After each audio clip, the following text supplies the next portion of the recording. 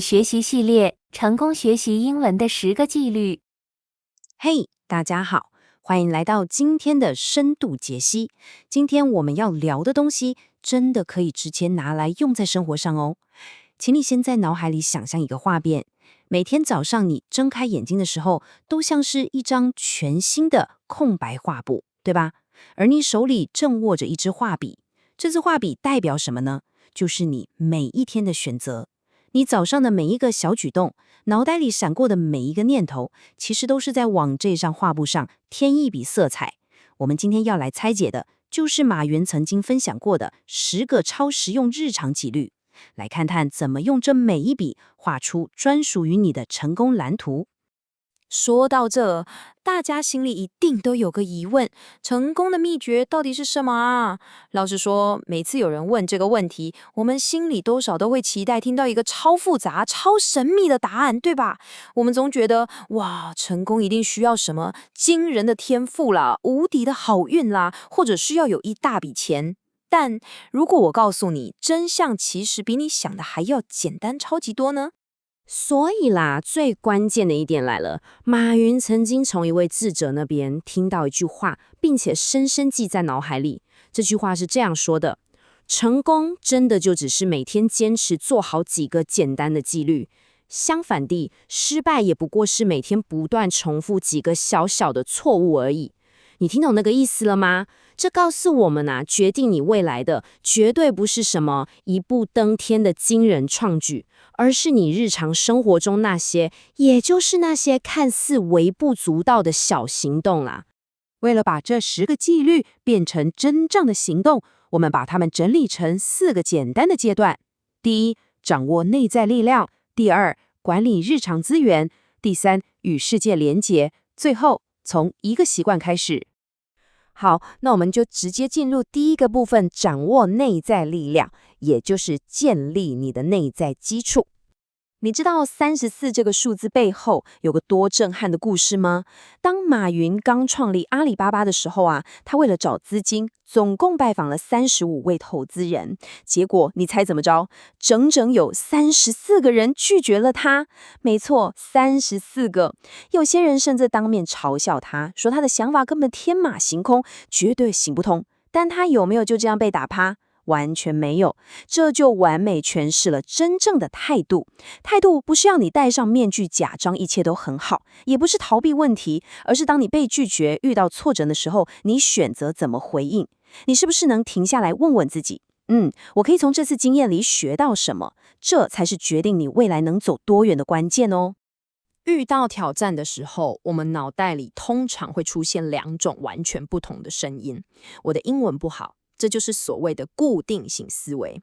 但如果你说我正在学习英文，这就是成长型思维了。大家应该都知道，马云以前申请哈佛大学被拒绝了好几次。如果他当时是固定型思维，他大概就会觉得我就是不够聪明，然后彻底放弃。但他展现了超强的成长型思维，他把失败当作是一种回馈资讯。这些拒绝只不过是告诉他现在的位置跟目标之间还有一段差距嘛，而差距是可以靠努力缩小的，它绝对不代表你能力的最终极限，对吧？内在基础的最后一块拼图就是感恩这一个纪律。我知道听起来有点老套，但听我说，每天早上醒来，第一件事绝对不要去滑手机看那些灾难新闻，或是回复工作讯息，那压力太大了。相反的，你试着花个几分钟，想出3件你具体感恩的事情。注意哦，关键是具体。与其很空泛的说我很感谢我的人生，不如说我真的很感谢昨天帮我买咖啡的那个同事。这可不是什么心灵鸡汤，感觉良好而已哦。在科学上，这是在实质重塑你的大脑神经网络，它能让你一整天在面对压力的时候，拥有更强大的心理韧性。接着我们来到第2个部分，管理日常资源。这部分的核心概念是系统胜过意志力。现在我们来聊聊这背后一个超有趣的观点。我们必须先打破大家对纪律的传统迷思。很多人以为纪律就等于痛苦的意志力，好像就是要死命逼自己去做不想做的事情。可是说真的，意志力就像电池一样，是有限的资源，很快就会用光的。真正的自律其实是系统设计。什么意思呢？就是想办法消除阻力啦。举个例子，如果你想学英文，千万不要靠意志力逼自己去翻书。你可以试着在睡前把装了学习 App 的手机打开，然后放在房间的最角落，让开始这个动作变得完全不费力。比如说，规定自己每天只要看1页就好。当正确的行动变得超容易的时候，纪律自然而然就跑出来咯。掌握了系统的概念之后，我们来看看时间管理。老天也很公平，每个人一天都只有24小时，但为什么有些人就是能一直往前冲？秘诀就在这里。每天早上，在你打开信箱，在你被各种生活琐事淹没之前，挑出一项就一项哦，真正能推动你目标前进的最重要任务，并且优先把它解决掉。只要这件事搞定了，接下来的一天不管再怎么兵荒马乱，你心里都很踏实，因为你知道自己今天又朝目标迈进了一大步。说到资源，绝对不能漏掉知识。我曾被肯德基拒绝，这大概是马云最出名的一个挫折故事了。当年一堆人去应征肯德基，几乎所有人都录取了，就只有他一个人被刷掉。听起来很惨，对吧？但这件事其实教会我们一个关于知识的超重要纪律。真正的教育从来就不是学校里发了那张文凭，学校顶多给你打个底，但真正的成长是来自于每天的自我学习，真的不用多，每天只要花个10到15分钟，读一篇好文章，听一段有深度的对话，这种每天持续吸收新知的习惯，才是真正帮你未来铺路的超强基石啊！好，接下来我们来比对2种超级经典的财务状况。第一种人呢，虽然赚的不多，但他硬是每个月坚持存下100块美金。那第二种人赚得满满的，结果一转眼就把钱全部花光，整天喊穷。这其实证明了一个超级核心的观念：管理金钱的习惯绝对比你存下的金额还要重要太多了。如果你连小钱都不会管，相信我，以后赚大钱你也绝对留不住。所以我们强烈建议你试着做个为期1个礼拜的支出追踪小练习，不要去批评自己，就是客观的记录下每一笔花费。我敢保证，你绝对会对自己的用钱习惯有超乎想象的全新认识。接着进入我们的第3部分，与世界连结，重点就在于沟通与人际关系的纪律。讲到沟通，很多人都有个迷思，以为最好的沟通者就是那个口若悬河、讲最多话的人。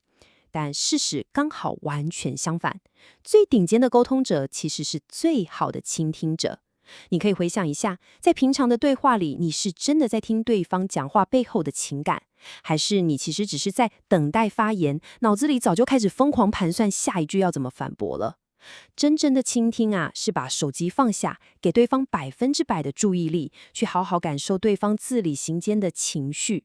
如果你感觉自己没有任何想法，那就是冷静心灵的传递，同时也在给对方机会，让他有一起得到建设的想象。为了做到真正的倾听，资料里提供了一个超级神效的小撇步，那就是2秒钟的停顿。下次在对方讲完话之后，你试着忍住，不要急着马上劈头就回话，给自己停顿个2秒钟。别小看这个微小的动作哦，它有着不可思议的魔力。它不但能让你有时间把自己的思绪理得更清楚，更重要的是，对方会瞬间觉得自己被深深的尊重和理解了。一旦人们感觉被理解，那个信任感啊，就会直接原地建立起来。有了信任之后，下一步就是人际关系的经营了。拜托大家把这句话死死地印在脑袋里，在你有求于人之前，先去投资你的人际关系。我们身边是不是有太多这种人，平常不见人影，一开口就是要帮忙？老实说，这种带有目的性的互动，大家都不是傻子，绝对感觉得出来。所以真正的纪律是什么？就是平常没事的时候发个简单的讯息，关心一下对方，完全不要带任何目的，因为最坚不可摧的人际连结，永远是建立在真诚的关心上的，而不是那种冷冰冰的利益交换。好，让我们推进到最后，看这一切是如何建立起来的。第4部分，从一个习惯开始，来绘制你的杰作吧。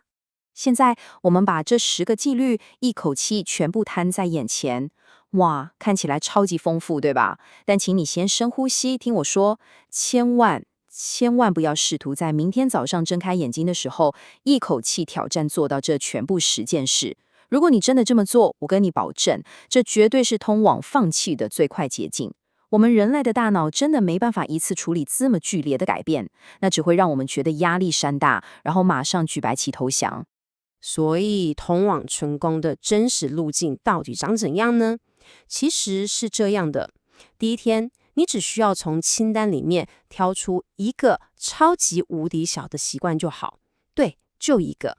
不管是每天只看1页书，还是每天存个10块钱都好。然后坚持30天，让这个动作变得跟每天早上刷牙一样自然，完全不需要动用到任何意志力。等到第30天过了，你再去加入下一个新的纪律。只要你按照这个节奏慢慢来，1年之后，我跟你说，你绝对会在不知不觉中塑造出一个连你自己都会吓一跳的全新自我。就像我们一开始说的，人生就是一张巨大的画布，而你每一天那些微小到不行的选择，就是上面的笔触。听完了今天的解析，现在所有的控制权又重新回到你的手上了。所以我想请你好好问自己一个问题，在专属于你的那张成功画布上，今天你打算画下哪一笔呢？真的不需要什么轰轰烈烈的大动作，只要一个微小的行动就好。今天就开始你的第一个小习惯吧。非常感谢大家的收看与聆听，我们下次见喽。